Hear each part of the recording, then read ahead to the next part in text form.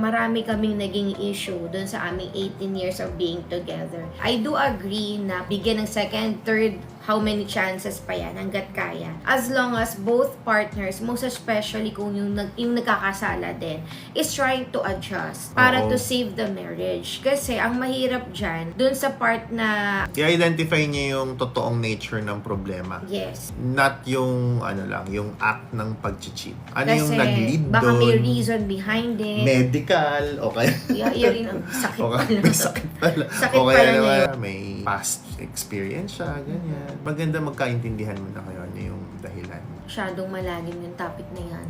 Oo. Ang daming klase din ng cheating. Pero yun nga, kami kasi talaga, we are encouraging or kami. Pro-relationship kami. Pro-relationship kami hanggat kaya. Kasi wala man kaming cheating issues, pero marami kaming naging issue dun sa aming 18 years of being together.